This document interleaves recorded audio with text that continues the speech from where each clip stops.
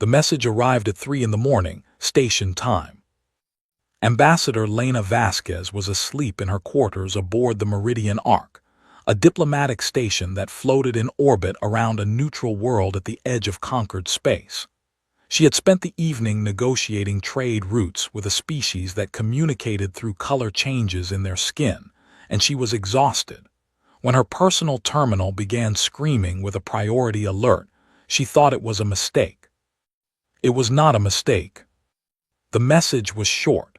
It was written in 3 human languages at once, ancient Mandarin, Latin, and Swahili, layered on top of each other like a code that only someone who understood humanity's deepest roots could have written.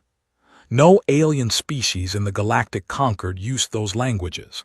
Most did not even know they existed. The translation was simple. The Virathi Dominion has broken the pale boundary. They are coming for the Hearthworlds. You have 19 cycles. This is the only mercy we can offer. Lena read it 3 times. Then she read it again. Her hands were shaking, not because she did not understand the words, but because she understood them perfectly. The Virathi were a name that most species in the Concord spoke only in whispers. They were an insectoid empire of billions, a civilization that did not trade, did not negotiate, and did not stop. They consumed. World after world, system after system, they stripped everything down to bare rock and moved on. For thousands of years, they had been locked behind the pale boundary, an ancient energy barrier that stretched across an entire region of the galaxy. Nobody knew who had built it. Nobody knew how it worked, but everyone knew what it kept inside. If the boundary had fallen, there was nothing between the Virathi and the Hearthworlds, the population centers of over 60 species, including every major human colony. Lena contacted Admiral Kale Morrow within the hour. Morrow was a tall, quiet man in his 60s with gray hair and calm eyes that never seemed to blink. He had served in the United Terran Armada for 30 years, and for most of that time, the galaxy had considered him a desk officer, a man who managed patrol routes and signed paperwork. The galaxy was wrong about that. Morrow listened to the message without interrupting. When Lena finished, he asked only one question: who sent it? The answer took another 2 hours to confirm. The signal had been routed through 17 dead relay stations, bounced off the surface of a collapsed star, and encrypted in a mathematical language that human computers could barely process. But when the decryption was complete, the origin was unmistakable. The message had come from the Aether. The Aether were ancient. Not old in the way that some conquered species were old, the Aether were ancient in a way that made other civilizations look like children. They had existed for hundreds of thousands of years, maybe longer. They had stopped communicating with the rest of the galaxy over 6,000 years ago. They watched. They observed. They said nothing. Until now. The fact that the Aether had broken their silence was, by itself, the most terrifying event in living memory. It meant that whatever was coming was bad enough to make a species that had ignored the galaxy for 6 millennia decide that someone needed to be warned. And they had chosen to warn the humans. Morrow did not waste time wondering why. He opened a secure channel to Earth, one that used communication systems the Conquered did not know existed, and he spoke 4 words to the Terran Council: activate Project Ember. The council session that followed was the most intense in human history. Representatives from every colony, every station, every outpost argued and shouted and demanded explanations. Some wanted to bring the warning to the Conquered and let the Alliance handle it. Others wanted to evacuate. A few wanted to pretend the message was a fake and go back to sleep. But Admiral Morrow stood before them and laid out the truth in plain language. The Conquered's military, the Shield Phalanx, was a peacekeeping force. It was large, yes, but it was designed to break up border disputes between member species, not to fight a total war against the Virathi. If the Conquered tried to organize a defense through its normal channels, committees, votes, jurisdictional arguments, the Virathi would reach the Hearthworlds before the first resolution was passed. Humanity had known this for a long time. That was why Project Ember existed. 200 years ago, when humanity first joined the conquered, its leaders had smiled and nodded and signed the treaties. They had presented themselves as traders, engineers, and diplomats. They had built a small, visible fleet of patrol ships and border frigates, just enough to meet the conquered's minimum requirements. And then, quietly, in the dark spaces between stars where no one ever looked, they had begun building something else. Project Ember was humanity's real fleet. It was hidden in deep space shadow docks scattered across 7 uninhabited systems, far from any trade route or sensor grid. For 2 centuries, humanity had studied every war in galactic history, every species' weapons and tactics, every victory and every defeat. They had taken the best ideas from all of them, combined technologies that no single species had ever thought to merge, and built warships that were designed for one purpose: to fight a war that could end everything. 3,200 ships, not patrol boats, not frigates, battle cruisers, carrier dreadnoughts, siege platforms, stealth destroyers, and 12 massive supercarriers, each 5 kilometers long, designated the extinction class. They carried weapons that the galaxy had never seen and crews that had trained in secret for their entire lives. The vote was unanimous. Project Ember was activated. And in the black emptiness between the stars, in places where no light had shone for millions of years, something began to change. A single light appeared, small, blue, and steady. Then another, then a dozen, then 100, then 1,000. Ship after ship powered up its engines for the very first time. Navigation systems calculated jump coordinates. Weapons systems ran through their activation sequences. Crews who had been born, raised, and trained in hidden stations took their positions and waited for the order. Admiral Morrow stood on the bridge of the dreadnought UTAS Prometheus and looked at the tactical display. 3,200 green icons filled the screen, each one representing a warship that the galaxy did not know existed. He opened a channel to the entire fleet. His voice was steady. "All ships, this is Admiral Morrow. The enemy is real. The threat is confirmed. You have trained for this your entire lives, and I will not lie to you, what is coming will be the hardest thing any of us has ever faced. But we did not build this fleet to hide. We built it to fight. And today we fight." He paused. "All ships, engage drives. Set course for the Hearthworlds. We have 19 cycles, and I intend to be early." The fleet jumped. 3,200 ships vanished into faster-than-light travel in perfect unison, leaving behind nothing but empty space and silence. The galaxy did not know it yet, but everything was about to change. The galactic conquered learned about the Pale Boundaries collapsed 12 hours after humanity did. The news spread like fire through dry grass. Long-range sensor posts along the Conquered's outer border detected the energy signature first, a massive disruption in the space where the boundary had stood for thousands of years. Within hours, scout ships confirmed the worst. The boundary was gone, not weakened, not flickering, gone. And through the gap where it had once stood, a darkness was moving. Sensors picked up ship signatures in numbers that made no sense. 40,000, 50,000. The count kept climbing. The Virathi were coming. The Conquered's response was exactly what Admiral Morrow had predicted: panic, confusion, paralysis. The Shield Phalanx, the Alliance's joint military force, was large on paper, over 10,000 ships from dozens of species, but it had never fought a real war. Its admirals argued over command structures. Its politicians demanded emergency sessions.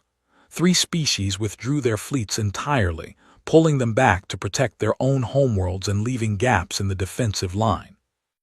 Evacuation orders went out across the Hearthworlds. Billions of civilians from dozens of species scrambled for transport ships, clogging space lanes and overwhelming station systems. Governments that had enjoyed centuries of peace suddenly realized they had no idea how to fight. Then the humans arrived. The first sign was a ripple in space. a gravitational disturbance that every sensor grid in the Concorde's core territories picked up simultaneously. It was not a small ripple. It was the kind of disturbance that happened when a star collapsed or when something very, very large moved through faster-than-light travel. Then the sky broke open. 3,200 ships exited FTL in a single, synchronized flash. They appeared across a wide front, filling sensor screens from one end of the core territories to the other. The light from their arrival was visible on the surfaces of nearby worlds, a brief, blinding cascade that turned night into day for a full second. Every communication channel in the Concorde fell silent. Ships were enormous. The smallest were stealth destroyers, sleek and dark, running without transponder signals. The largest were the 12 Extinction-class supercarriers, each one 5 kilometers from bow to stern, bristling with weapons arrays and launch bays that could deploy thousands of drones. Between them were battle cruisers with heavy armor plating, siege platforms carrying weapons that no one had ever seen before, and carrier dreadnoughts whose hangars alone were larger than most species' capital ships. None of these ships existed in any Concorde registry. No intelligence agency had ever detected them. No spy satellite had ever photographed them. They had been built in secret, crewed in secret, and hidden in the empty spaces between stars for decades, waiting for a day that most of the galaxy believed would never come. The human diplomatic broadcast went out on every open frequency. Ambassador Vasquez's voice was calm and clear. To all member species of the Galactic Concorde, this is the United Terran Armada. We have confirmed the collapse of the Pale Boundary and the advance of the Virathi Dominion. Do not evacuate. Do not scatter. Hold your positions and protect your people. We are here and we intend to fight.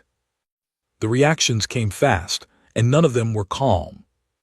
The Relari hegemony, a species known for its intelligence networks, was furious. Their spymaster, a slender creature with 4 eyes and a mind like a steel trap, threw a data tablet across her office when she saw the sensor readings. The Relari had spent centuries monitoring every species in the Concorde. They had agents on human stations, taps on human communication lines, and analysts dedicated to tracking human military capability. All of their reports said the same thing. The humans had a small, defensive fleet of about 200 ships, nothing more. They had missed 3,000 warships, 3,000. The spymaster demanded answers from her analysts. None of them had any. The Gorvan Collective, a species of large, heavily built reptilians who maintained one of the strongest navies in the Concorde, reacted differently. Admiral Tethek, a veteran of 40 years of military service, studied the sensor data in silence for a long time. He examined the ship designs, the formation patterns, the weapon signatures. When his officers asked for his assessment, he said only one thing: "These are not patrol ships. These are not defense ships. These are ships built to kill fleets." The smaller species, the ones with limited militaries and soft homeworlds, reacted with something close to religious relief. The Pelani, a peaceful species of avian creatures, had been preparing mass evacuation of their entire civilization. When the human fleet appeared, their prime speaker reportedly wept on the floor of their parliament. But beneath the relief, there was something else, something quieter and more complicated. Because the question that every species was asking, even as they celebrated the arrival of a fleet that might save their lives, was simple: how did the humans hide this? And more importantly, why? The answer, though most species would not learn it for years, was rooted in something that aliens found very difficult to understand about humanity. Humans remembered. They remembered ice ages that had nearly killed their species. They remembered plagues that had wiped out half their population. They remembered wars where they had turned their most brilliant minds toward the invention of weapons that could destroy entire cities in a single flash. They remembered standing on the edge of extinction, not once, not twice, but over and over again throughout their history. And they had learned a lesson from all of that suffering, a lesson that was carved into their bones and woven into their instincts. The lesson was this: peace is wonderful, but peace does not last. And when it ends, the species that survives is not the one that hoped for the best. It is the one that prepared for the worst. So they had prepared, quietly, patiently, for 200 years. While they smiled and traded and negotiated with the galaxy, they had built the most powerful military force any single species had ever assembled, not because they wanted war, but because they knew, with the certainty of a species that had almost died too many times, that war would eventually come for them whether they wanted it or not. And now it had come. Admiral Morrow stood on the bridge of the Prometheus and studied the tactical map.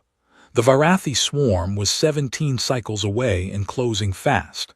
The Strathmore Corridor, a narrow band of navigable space between the collapsed boundary and the first Hearthworlds, was the obvious choke point. If the Varathi could be stopped anywhere, it would be there. He gave the order. The Ember fleet moved. 3,200 ships turned as one and burned toward the corridor at maximum speed. Their drives left trails of blue-white light across the darkness, long, bright streaks that could be seen from nearby systems. It looked like a river of stars flowing through the void. The Conquered watched them go. The Shield Phalanx's admirals, still arguing over command structures, slowly fell silent as they realized something important. The humans were not asking for permission. They were not waiting for a vote. They were not requesting coordination or support or approval from anyone. They were simply going to war. And there was nothing in the galaxy that was going to stop them. On the bridge of the stealth destroyer Nightfall, Captain Rin Akafer watched the fleet formation on her tactical display and felt something she had carried her entire life finally click into place. She had been born on a hidden station. She had been raised by officers. She had trained every day of her life for a battle that she had been told might never happen. Now it was happening, and she was ready. She looked at her crew, 40 men and women who had never set foot on Earth, who had never seen a sunset or felt rain on their faces, who had given up normal lives to serve in a fleet that the galaxy did not know existed. "All stations report ready," her first officer said quietly. Akafer nodded. "Take us to the front." The Nightfall vanished into the dark, running silent, heading for the place where the war would begin. The Strathmore Corridor was a stretch of space roughly 2 light-years wide and 9 light-years long, a narrow lane of stable space squeezed between 2 regions of gravitational distortion that made FTL travel impossible. Any fleet moving from the collapsed pale boundary toward the Hearthworlds had to pass through it. There was no other way. Admiral Morrow arrived 3 days before the Varathi did. He used every hour. The Ember fleet spread across the mouth of the corridor in a formation that military historians would later call the Morrow Line. It was layered, not a single wall of ships, but a series of defensive rings, each one designed to slow, damage, and disorient the enemy before passing them to the next ring. The heavy battlecruisers formed the center. The carrier dreadnoughts sat behind them, ready to launch wave after wave of combat drones. The siege platforms anchored the flanks, their massive weapons pointed forward into the darkness. And in front of all of them, invisible and silent, the stealth destroyers waited. Captain Akafer positioned the Nightfall at the very edge of the corridor, so far ahead of the main fleet that she could no longer see their drive signatures on her sensors. She was part of a Wolfpack 12 stealth ships spread across a wide front, their job simple and terrifying. They were the first ones the Varathi would meet. They were the bait, the trap, and the knife in the dark, all at once. The Varathi vanguard arrived on the 6th day. Akafer saw them on her passive sensors first, a cluster of 300 ships moving in a tight, swirling formation that looked less like a fleet and more like a swarm of insects. The ships were organic, built from chitin and living tissue, and they pulsed with a faint bioluminescent glow that made them look like deep-sea creatures moving through the void. They were scanning ahead with biological sensor organs, searching for threats. They did not find the nightfall. Human stealth technology was built on a principle that no other species had mastered: total emission control. The stealth destroyers did not just mask their signals. They produced no signals at all. No heat, no radiation, no electromagnetic noise. To the Viratha's sensors, the nightfall was a piece of empty space. Akafar waited until the vanguard was deep inside the wolf pack's kill zone. Then she gave the order.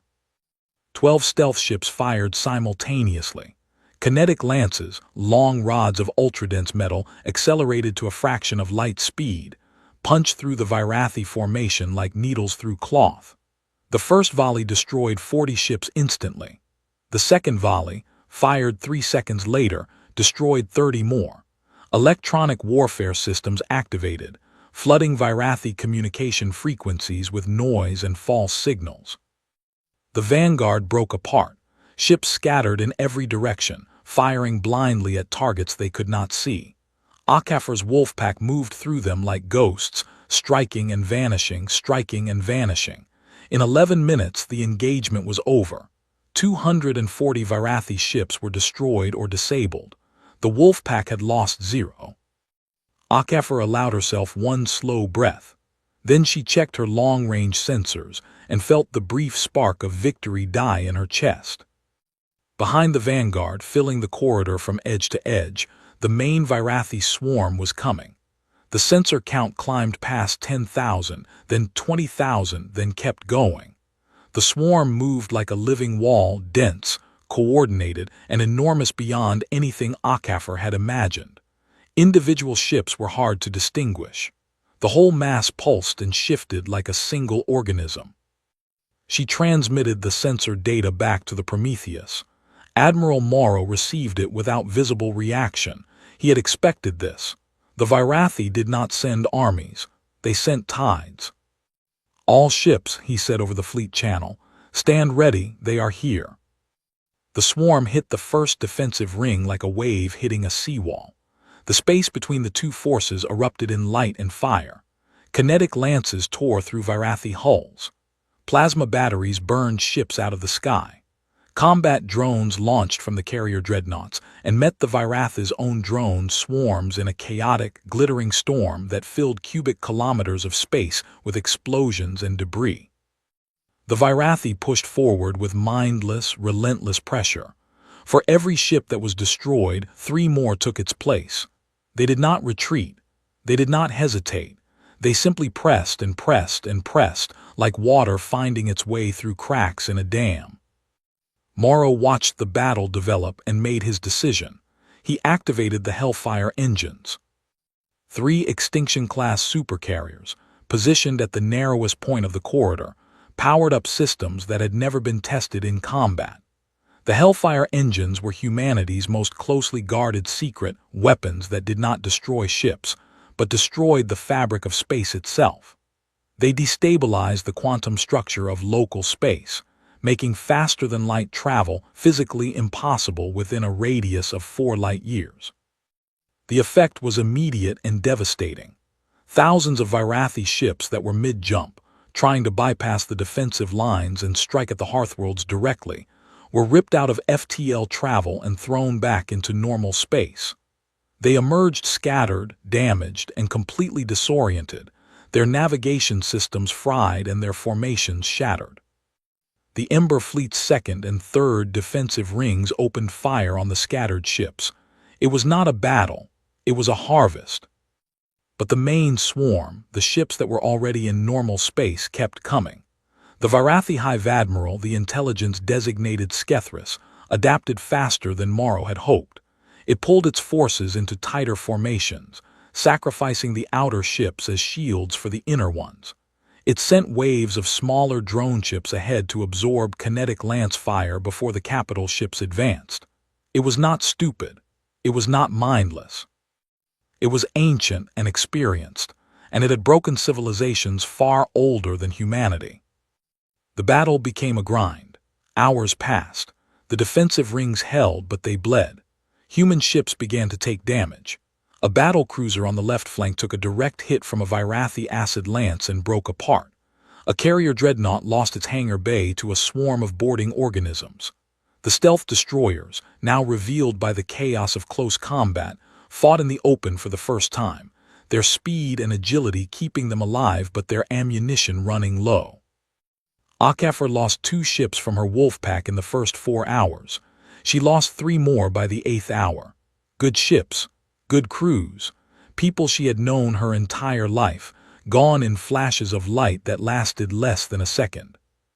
By the 12th hour of continuous fighting, the Ember fleet had destroyed over 6,000 Virathi ships, but the swarm had barely thinned.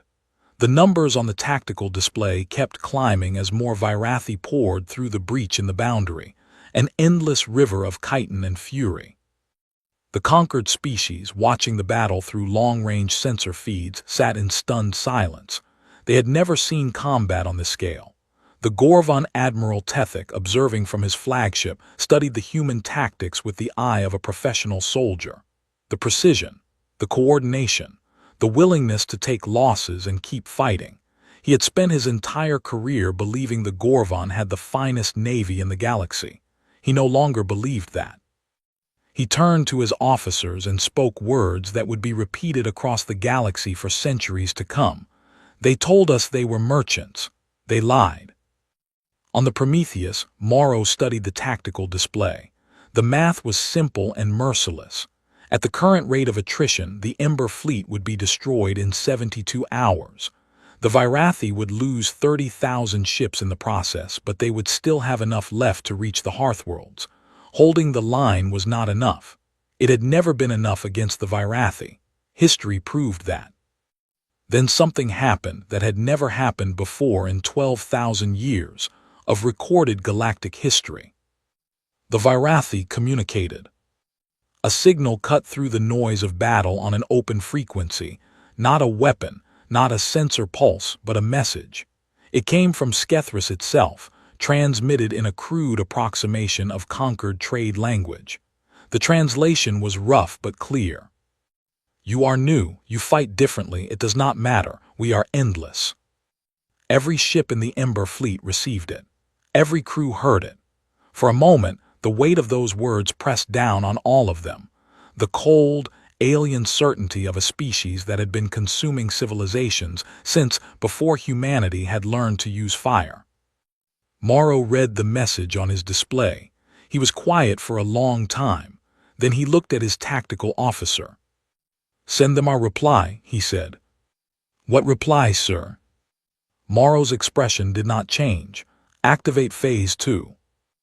Deep in the hulls of the 12 Extinction-class supercarriers, systems that had been locked and sealed since construction began to power up. Hangar doors that had never opened began to move. And something new, something the Virathi had never seen, something the galaxy had never imagined, prepared to launch. Phase 2 was not a defensive plan. It was the opposite of a defensive plan. When Admiral Morrow had first designed Project Ember decades ago, he had spent years studying the Virathi. He had read every record, every account, every fragment of data that any species had ever collected about them. And he had found a pattern that no one else had noticed, because no one else had been looking for it. Every species that had fought the Virathi had done the same thing. They had built a wall. They had held a line. They had tried to outlast the swarm, hoping that if they killed enough ships, the Virathi would eventually run out. None of them had. The Virathi always had more. They bred faster than they died. They consumed the wreckage of their own fallen ships and used it to build new ones.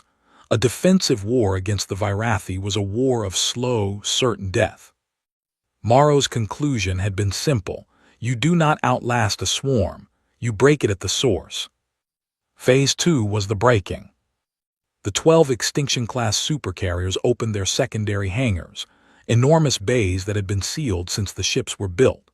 Inside each bay, packed in tight rows, were hundreds of unmanned siege platforms. They were called Reaper drones. Each one was the size of a small frigate, fully autonomous and armed with a single weapon, a collapse field core that could erase matter from existence in a sphere 200 meters wide. They were not designed to fight ship to ship. They were designed to fly directly into the heart of a Virathi hive ship and detonate. 1,400 Reaper drones launched in a single wave. They poured from the supercarriers like seeds from a broken pod, accelerating to attack speed in seconds. They did not fire. They did not dodge. They simply flew, fast and straight, into the densest parts of the Virathi swarm. The first Reaper hit a hive ship, a massive, living vessel nearly a kilometer long that served as a command node for hundreds of smaller ships. The collapse field detonated inside the hive ship's core. The effect was instantaneous. A perfect sphere of nothing appeared in the center of the vessel, and everything within that sphere simply ceased to exist. The hive ship folded inward like paper being crushed and then was gone. The smaller ships connected to it went dark. Their coordination shattered and began drifting aimlessly. Then the second Reaper hit, then the third, then 50 at once. The swarm shuddered. Hive ships exploded across the formation. The coordination that had made the Virathi so devastating, the ability to move thousands of ships as a single organism, began to collapse as node after node was destroyed. Ships that had been acting with perfect unity moments before now flew in random directions, crashing into each other, firing at nothing. But Morrow was not finished. Phase 2 had a second part. While the Reapers tore through the swarm at Strathmore, Morrow split his fleet. He pulled 800 warships from the defensive line, battle cruisers, assault carriers, and fast destroyers, and placed them under the command of Vice Admiral Dara Ewan, a small, sharp-eyed woman who had spent 20 years planning operations that she had never expected to actually carry out. Her orders were simple and terrifying. Take the strike group through the breach in the Pale Boundary, enter Virathi space, and destroy their ability to wage war. Ewan did not hesitate. Her strike group turned away from the corridor and burned at maximum speed toward the collapsed boundary. Within hours, they crossed the threshold and entered space that no conquered species had entered in thousands of years. Captain Okafor and the Nightfall were assigned to Ewan's strike group as forward scouts. The stealth destroyer slipped ahead of the main force, running dark, and became one of the first human ships to see what lay beyond the boundary. It was worse than anyone had imagined. The Virathi had consumed everything. Every star system they passed through was dead, planets stripped to bare rock, atmospheres burned away, oceans drained. The surfaces were covered in hive structures, vast organic complexes that pulsed with dim light and churned out ships and drones in endless streams. Okafor counted 12 consumed worlds in the first system alone. Her sensor officer, a young woman named Tors, stared at the data in silence for a long time before speaking. "How many species lived here?" she asked quietly. Nobody answered. Nobody wanted to. But Okafor also found something useful. The Viratha's coordination, the hive mind that let millions of ships act as one, was not magic. It was infrastructure. Scattered among the consumed worlds were enormous organic structures, each hundreds of kilometers across, pulsing with energy. They were nexus nodes, relay stations that carried the hive mind's signals across vast distances. Without them, the Virathi could not coordinate. Without them, the swarm was just a collection of individual ships, dangerous but directionless. Okafor transmitted the data back to Ewan. The Vice Admiral studied it for less than a minute before issuing new orders. The strike group would not waste time engaging Virathi fleets. They would go straight for the nodes. The blitz began. Ewan's 800 ships jumped from system to system, targeting nexus nodes with ruthless precision. Each node was heavily defended, surrounded by thousands of Virathi ships and orbital structures. But Ewan did not try to fight through the defenses. She used the same tactic over and over. The Hellfire engines aboard her assault carriers would shut down FTL travel in the area, trapping the defenders in place, and then her battle cruisers would bombard the node from maximum range with kinetic lances and collapse field warheads until it was destroyed. It was brutal, efficient, and fast. In the first 48 hours, Yuan's strike group destroyed 11 Nexus nodes. The effect rippled across the entire war. Back at Strathmore, Morrow saw it on his tactical display, sections of the Virathi swarm suddenly losing cohesion, ships breaking formation and moving erratically. Some turned on each other, unable to distinguish friend from enemy without the hive mind's guidance. Others simply stopped, hanging motionless in space like dead things. Morrow pressed the advantage. The remaining Ember fleet pushed forward through the disorganized swarm, and the battle shifted from a desperate defense into something else entirely. Human ships moved through the broken formation with methodical precision, destroying everything that still moved. Skethris, the Virathi Hive Admiral, tried to adapt. It pulled forces back from the corridor to protect the remaining Nexus nodes. It reorganized its surviving ships into smaller, independent groups that could function without centralized control. But Yuan was faster. She destroyed 3 more nodes before Skethris could reinforce them, and each one that fell made the next easier to reach. For the first time in its existence, Skethris experienced something that its species had no biological framework for. It had no word for it. It had no instinct for it. It was a sensation that the Virathi had never needed to develop because they had never lost. It was doubt. Skethris made a decision that no Virathi commander had ever made in 12,000 years of recorded history. It sent a signal to every surviving ship in the swarm, a single, pulsing command that overrode all other directives. Retreat. The Virathi pulled back. Ships that had been pressing forward with mindless aggression turned and fled toward the breach. Hive ships that had been growing replacement vessels shut down their production and moved to join the retreat. The swarm contracted, pulling away from the corridor like a tide going out. The conquered watched in disbelief. The Relari spymaster, who had spent the entire battle in a state of barely controlled fury, sat down at her desk and began writing a classified report. It contained a single recommendation: reclassify humanity. Threat level, Apex. The Gorvan Admiral Tethek, observing from his flagship, allowed himself a moment of genuine admiration. Then he locked it away and began calculating how many ships his people would need to build to remain relevant in a galaxy where the humans had revealed their true strength. On the Prometheus, Morrow's officers expected the order to hold position. The enemy was retreating. The corridor was saved. The Hearthworlds were safe. Morrow gave a different order. All ships pursue, full speed. His tactical officer looked at him. Sir, the enemy is withdrawing. We have achieved our objective. Morrow shook his head. We held a line. That is not our objective. Our objective is to make sure this never happens again. His voice was quiet, but there was something in it that made every officer on the bridge fall silent. We pursue. We enter Virathi space, and we end this. The Ember fleet surged forward, chasing the retreating swarm through the breach and into the darkness beyond. It was then, deep in Virathi space, that Vice Admiral Yuan found something she was not expecting. Her scouts had reached the center of the Dominion, a region of space where the Nexus nodes were oldest and largest. And there, orbiting a dead star, they found a structure not Virathi, not organic, but built from metal and crystal and materials that no species in the Conquered could identify. It was ancient beyond measure, covered in symbols that matched nothing in any known database. Yuan sent a transmission back to Morrow. Her voice was steady, but there was an edge to it that he had never heard before. Admiral, the Virathi did not break the pale boundary. Something else let them out.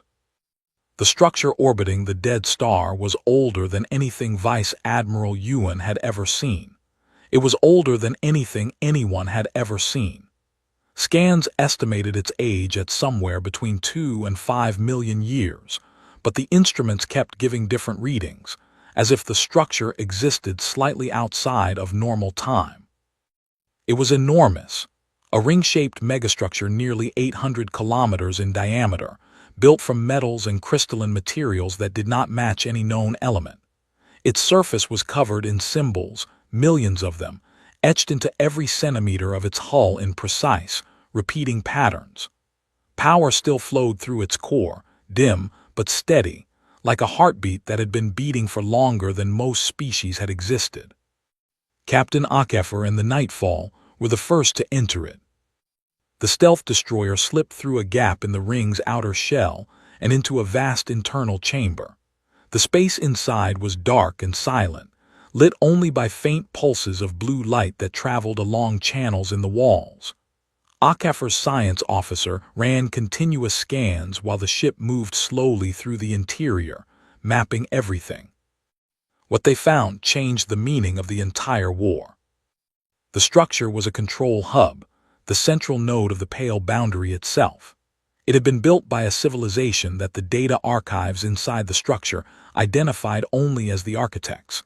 They had existed millions of years ago, long before any current species had crawled out of its ocean or learned to look up at the stars.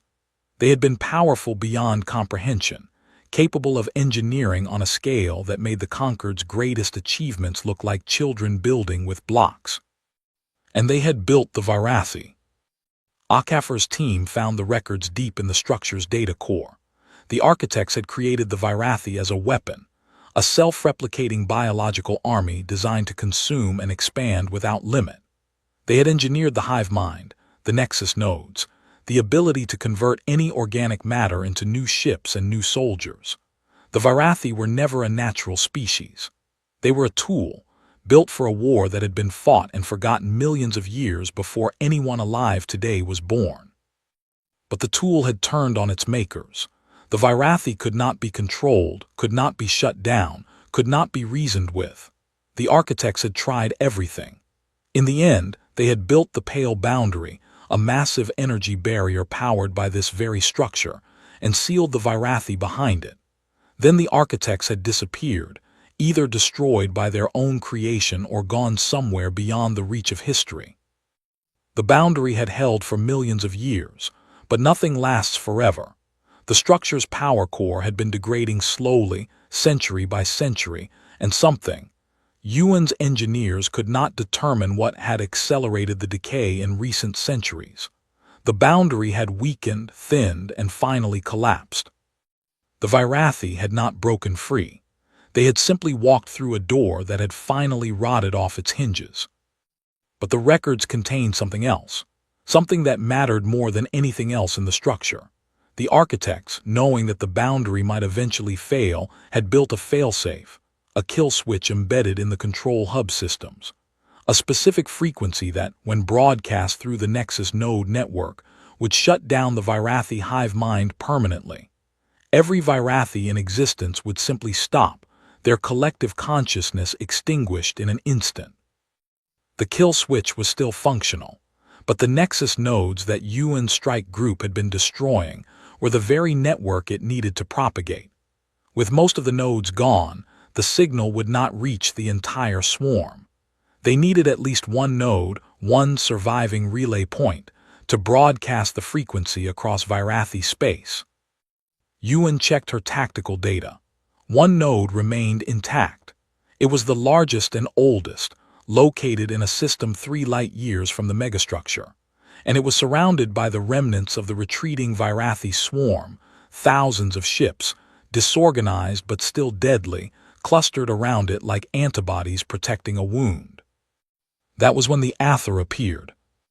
A single ship emerged from FTL near the megastructure, a vessel so ancient that its design matched nothing in any known database. It was vast, dark, and quiet, and it moved with a grace that suggested technology so advanced it was indistinguishable from nature. The Aether had come. They communicated through a direct data transfer to the Prometheus, bypassing all normal channels. Their message was long and detailed, but its core was simple. They confirmed everything Akefer had found. The architects had built the Virathi. The architects had built the boundary. The architects had built the kill switch. And the Aether had known about all of it for a very long time.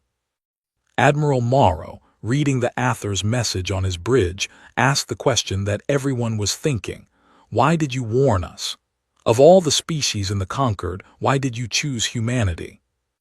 The Ather's answer was delivered without emotion, without flattery, and without hesitation.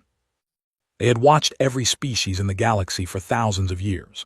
They had observed their cultures, their militaries, their instincts, and they had concluded that when the boundary fell, only one species would be ready, not because humans were the strongest, not because they were the smartest, but because humans were the only species that prepared for disasters they hoped would never come.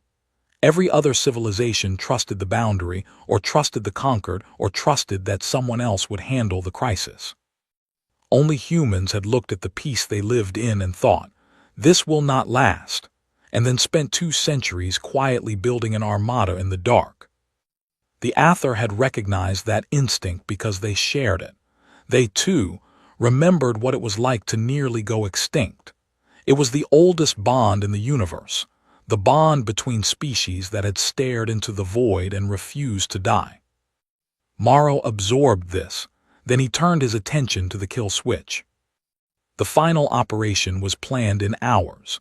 Morrow brought the full Ember fleet to bear, every surviving ship, over 2,500 vessels, converging on the last Nexus node. Ewan's strike group would assault the node's defenses from one side. Morrow's main fleet would hit from the other.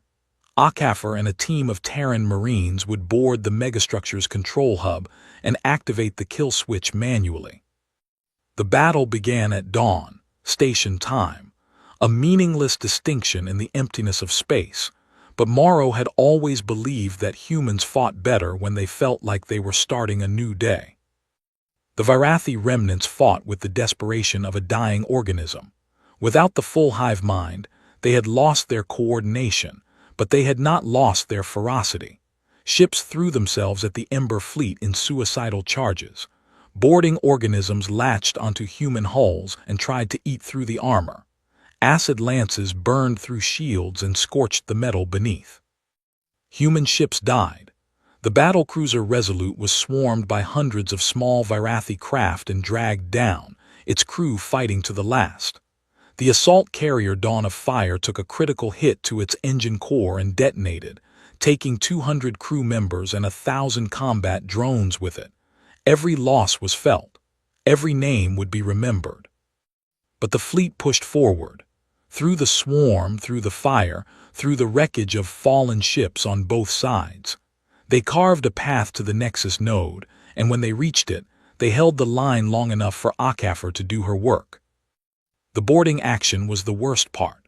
Akafor led 50 Marines into the megastructure's control hub through a breach cut in its outer hull.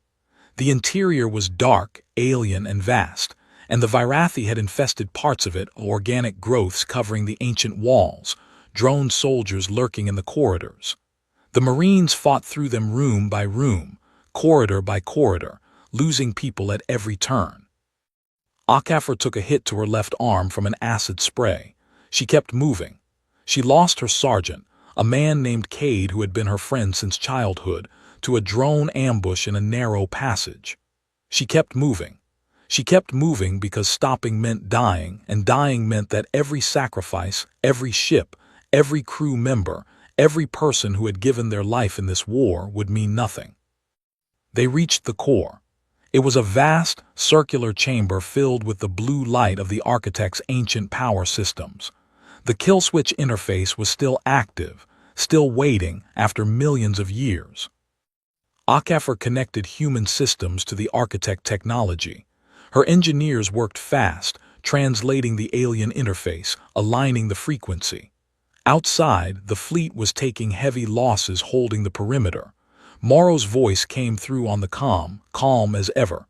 "Captain, we are running out of time." "Almost there," Akafor said. Her hands were steady, her arm was numb. Tors, her sensor officer, made the final connection. Akafor activated the kill switch. The frequency propagated through the last Nexus node and out across Virathi space at the speed of light. It passed through every system, every hive world, every ship, every drone. And everywhere it touched, the Virathi stopped. It was not dramatic. There was no explosion, no scream, no final act of defiance. The hive mind simply ceased to exist. Ships that had been firing moments before went dark and drifted. Hive structures that had been churning out new soldiers fell silent. Billions of organisms, spread across thousands of light years, stopped moving in the same instant. The silence was the loudest thing Akefer had ever heard. On the Prometheus, Morrow watched the tactical display as every red icon on the screen turned gray. The war was over. The galaxy did not return to normal. It could not. Everything had changed. The Conquered Assembly convened an emergency session. Representatives from every species filled the chamber, and the atmosphere was thick with emotions that had no easy names: gratitude and fear, relief and suspicion, admiration and unease. Humanity had saved the Hearthworlds. Humanity had also revealed that it had been hiding the most powerful military force in galactic history for 200 years while pretending to be harmless traders. The Gorvan Admiral Tethek addressed the assembly. His words were measured and careful. He thanked humanity for its sacrifice. He honored the crews who had died. And then he said what everyone was thinking: "We owe them our survival, but let us not forget they built that fleet in secret in the dark while smiling at us across the negotiating table. Today they are our saviors. Pray they never become anything else." The chamber was silent. Ambassador Lena Vasquez took the podium. She looked out at the hundreds of species who filled the room, creatures of every shape and size, from every corner of the galaxy, all of them alive because of what her people had done. "We built it because we remembered what it is like to almost go extinct," she said. "We would not wish that on anyone, not even you." She stepped down. Nobody spoke for a long time. Captain Akefer returned to Earth for the first time in her life. She had been born on a hidden station, trained in a secret fleet, and had fought a war across the stars. She had never felt soil under her feet or wind on her face. When her transport landed and she stepped outside, the sunlight was so bright that it hurt her eyes.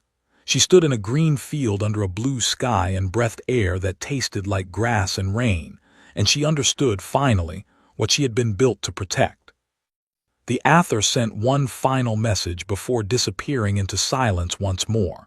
It was addressed to humanity alone, and it was brief. "You were the right choice. Do not make us regret it." And in a classified facility deep beneath the surface of Earth, Admiral Cale Morrow sat alone in a dark room, reading intelligence reports that no one else would see for years. The architects had not only built the Virathi. The data from the megastructure revealed references to other projects, other weapons, other containments, other boundaries, scattered across distant regions of the galaxy. The pale boundary had been only one lock. There were others, and some of them were failing. Morrow closed the report. He opened a new file on his terminal and stared at the blank screen for a long time. Then he began to type. The file header read, Project Ember II. The galaxy was safe, for now, but Morrow knew better than anyone that peace was a pause, not a promise, and humanity would be ready. They would always be ready. Because that was what humans did. They remembered, and they prepared. And God help anything that came for them next.